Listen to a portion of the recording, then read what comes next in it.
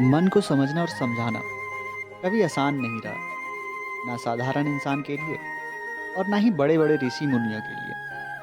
और जिसने मन को समझ लिया, मानो उसने ईश्वर को जान लिया। यद्यपि यह कठिन कार्य है, लेकिन मन को समझे बिना ईश्वर को कभी नहीं समझा जा सकता है। ईश्वर को पाना अत्यंत कठिन, अत्यधिक श्रम साध्य बात है। जिसे हम ईश्वर कहते हैं, क्या मन ने ही उसका निर्माण नहीं किया है? हम जानते हैं कि मन क्या होता है। मन समय का परिणाम है और यह कुछ भी नहीं, किसी भी भ्रांति को निर्मित कर सकता है। धारणाओं को बुनने तथा रंगीनियों और कल्पनाओं में अपनी प्रक्षेपण करने की शक्ति इसके पास है। यह निरंतर संचय, काट छांट और चयन करता रहता है। संकीर्ण समिति तथा पूर्वाग्रहों से ग्रसित होने के कारण यह अपनी सीमाओं के अनुसार ईश्वर की कल्पना कर सकता है, उसकी छवि बना सकता है। चूंकि कुछ खास शिक्षकों, पुरोहितों तथा कथित उदाहरणकर्ताओं ने कह रखा है कि ईश्वर है और उसका वर्णन भी कर दिया है, इसलिए उसी शब्दावली में मन ईश्वर की कल्पना तो कर सकता है, लेकिन वह कल्पना, वह छवि ईश्वर नहीं है। ईश्वर का अन्वेषण मन द्वारा किया जा सकता है। ईश्वर को समझने के लिए पहले आपको अपने मन को समझना होगा, जो बहुत कठिन कार्य है। मन बहुत पेचीदा है और इसे समझना सरल नहीं है। बैठे बैठे किसी प्रकार के सपने में खो जाना, विविध दिव्य दर्शनों तथा भ्रांतियों में लीन हो जाना और यह सोचने लगना कि आप ईश्वर के बहुत करीब आ गए हैं, यह सब तो काफी सरल है। मन आपके साथ अतिशय छल कर सकता है। अतः जिसे ईश्वर कहा जा सकता है, उसका अनुभव करने के लिए आपको पूर्णतः शांत होना होगा।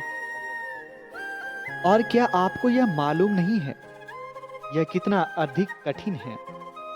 क्या आपने ध्यान दिया है कि वयस्क लोग कभी भी शांत नहीं बैठ पाते हैं?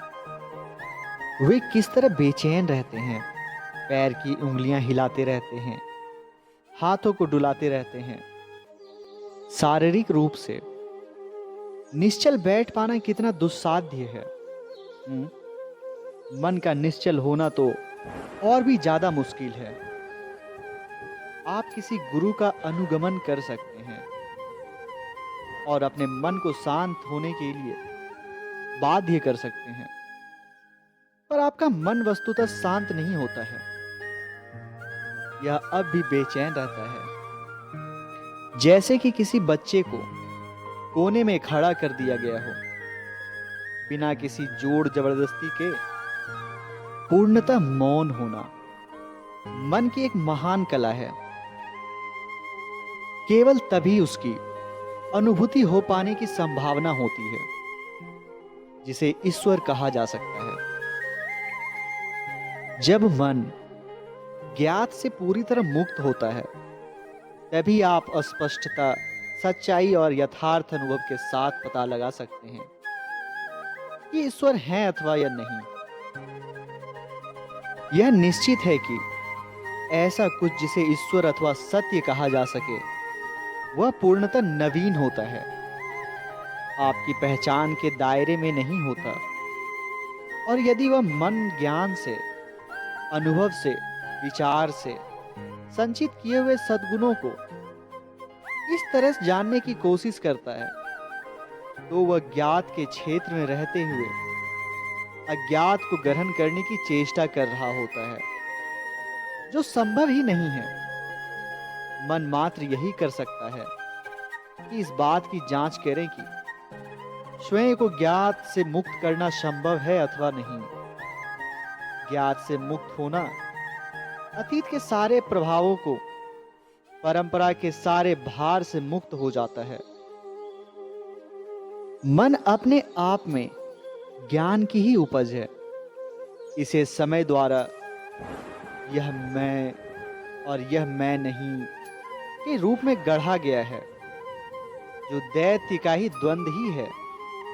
यदि ज्ञान चेतना स्तर पर और अचेतना में भी पूरी तरह समाप्त हो जाता है, मैं यह बात केवल सिद्धांततः नहीं कह रहा हूं कि इसका समाप्त होना संभव है, तब आप कभी नहीं पूछेंगे कि ईश्वर है अथवा नहीं है, क्योंकि ऐसा मन अपने आप में ही अपरिमेय होता है, प्रेम की भांति। यह जो सृष्टि है, यह एकमात्र प्रभु का खेल है। इस ब्रह्मांड का रचना पदार्थ एक है, यद्यपि सृष्टि अनेक है। फिर एक से अनेक की रचना क्यों? इसका उत्तर केवल परमेश्वर के पास है। दार्शनिक इस प्रश्न का उत्तर देने का प्रयास तो करते हैं, पर असफल रहते हैं।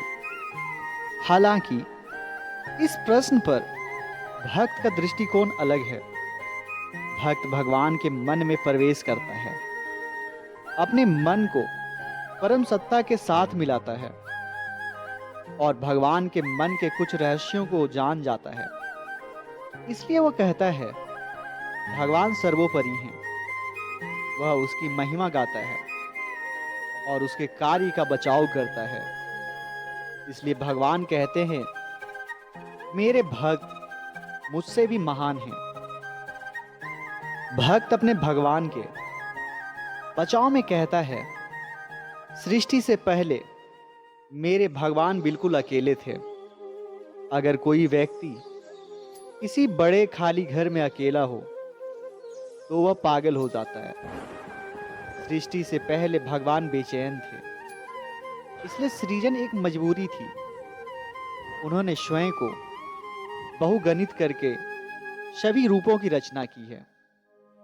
अब चूंकि उन्होंने सृष्टि आरंभ कर दी, तो वह जो भी सोचते हैं वही रचते हैं।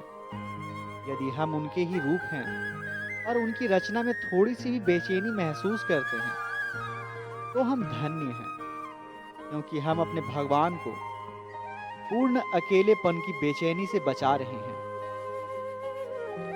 भक्त इसी प्रकार से इस सृष्टि के रहस्य को देखता है। हम सभी उस सर्वोच्च सत्ता का हिस्सा हैं। वो हमारे रूप में स्वयं के साथ ही खेल रहा है। यही ईश्वरीय लीला है। भगवान खुद के साथ ही लुक्का छिपी का खेल खेल रहे हैं। उन्हें अपने छोटे छोटे भाव में खोजें। आप वहां राजाओं के राजा हो पाएंगे। वस्तुतः इस खोज का नाम ही साधना है। यदि आप भीतर नहीं जाते तो आप बाहर जाना चाहते हैं, लेकिन आप कहां जाएंगे? क्योंकि वह तो इस ब्रह्मांड में हर एक जगह है और इस ब्रह्मांड को घेरे हुए हैं। आप उससे बाहर नहीं जा सकते। वह भीतर भी है और बाहर भी। आपके छोटे मैं में भी है और इस विराट ब्रह्मांड में भी। वही एक इकाई है जो सभी रूपों में व्यक्त है। भगवान का चिंतन करने से मनुष्य भय आदि सभी प्रकार के बंधनों से मुक्त हो जाता है, और जो बंधन से मुक्त है वह स्वयं भगवान है। उसको जानना उसका होना है। साधना स्वयं को उसमें उपस्थित करने, एकल इकाई बनाने का तरीका है, कई रूपों को पार करके। इस एकल इकाई के साथ एक हो जाना आपका जन्मसिद्ध अधिकार है, जिसे कोई आपसे छीन नहीं सकता। इसलिए उनके साथ एक होने के अपने रास्ते से सभी तरह की बाधाओं को दूर करें। किसी से डरे नहीं। प्रभु आपके साथ हैं। वह आपका मार्गदर्शन करेंगे। जीत आपकी तय है। हर साल श्री कृष्ण का जन्मदिन मनाया जाता है। उनके जीवन की घटनाओं को झांकियों में सजाकर दिखाया जाता है, लेकिन उनका असली संदेश पता नहीं हम कब समझेंगे और जी पाएंगे। ओशो ने कृष्ण का बड़ा ही सुंदर आकलन किया है। वह कहते हैं, कृष्ण का व्यक्तित्व अनूठा है और इस अनूठेपन की पहली बात यह है कि कृष्ण हुए तो अतीत में, लेकिन है वह भविष्य के लिए। मनुष्य अब भी इस योग्य नहीं बन पाया है कि वह कृष्ण का समसामयिक बन सके। अभी भी कृष्ण मनुष्य की समझ से बाहर हैं, क्योंकि समाज इतना उन्नत तो नहीं हुआ है कि उनके जैसे स्वच्छंद जीवन जिया जाए। कृष्ण अकेले ऐसे व्यक्तित्व हैं जो धर्म को अतल गहराइयों और परम ऊंचाइयों पर होकर भी गंभीर नहीं है, उदास नहीं है। उनके जीवन में इतने संकट आए, लेकिन वह कभी भी गंभीर नहीं दिखाई दिए। उनके जिस हाथ में मुरली है, उसी में वह सुदर्शन चक्र भी धारण कर सकते हैं। गीता जैसा गहन शास्त्र उन्होंने इतनी सहजता से कहा, जैसे कोई गीत गा रहे हैं। आज हम समय के जिस मोड़ पर हैं, वह फ्रायड के बाद की दुनिया है। फ्रायड के पूर्व धर्म की जो दुनिया थी, वह फ्रायड के पश्चात नहीं हो सकती है। एक बड़ी क्रांति घटित हो गई है और एक बड़ी दरार बन चुकी है। मनुष्य चेतना में एक नई समझ पैदा हो गई है। पुराना धर्म आदमी को दमन और ध्वंस सिखाता था। काम है, क्रोध है, लोभ है, मोह है, सभी को दबाना है और नष्ट कर देना है। मगर श्री कृष्ण अकेले हैं जो शरीर को उसकी समस्तता में स्वीकार कर लेते हैं। पहली बार मनुष्य इस योग्य होगा कि दमन से मुक्त होकर जीवन जिए। आसान है यह समझना कि आदमी संसार को छोड़कर चला जाए और शांत हो जाए। कठिन है इस बात को समझना कि संसार के संघर्ष में शांत कैसे रहा जाए। बहुत आसान है कि आदमी विरक्त हो जाए, आसक्ति के संबंध तोड़कर भाग जाए और शांति पाले। कठिन है यह समझना कि जीवन के सारे उपद्रवों के बीच खड़े रहते हुए भी उनकी लौ कल्पित ना हो। अगर हम चाहते हैं कि नई पीढ़ी कृष्ण को समझे, तो सबसे पहले उनकी प्रतीकात्मक कहानियों से हमें उबरना होगा। आज की पीढ़ी के लिए वे झांकियां बहुत मायने नहीं रखती, बल्कि उन कहानियों का मर्म समझकर उनमें जो ऊर्जा निहित है, उसका उपयोग कर आज की चुनौतियों को सामना कैसे किया जाए, इसकी प्रेरणा कृष्ण से ली जा सकती है। आज रोजमर्रा का हमारा जीवन भी युद्ध जैसा हो गया है। ऐसे में श्री कृष्ण के हंसते खेलते जीवन बिताने के संदेश को जीवन शैली बनाया जा सकता है। अंदर योगी बाहर भोगी, तो श्री कृष्ण एक जीवन शैली है और यह सृष्टि प्रभु का खेल है। तो प्रभु को समझने के लिए सबसे पहले आपको मन को समझना होगा। जब आप मन को समझ लेते हैं, तो खुद ईश्वर को पा लेते हैं। आज के लिए इतना ही। तो प्रेम से बोलिए, राधे राधे।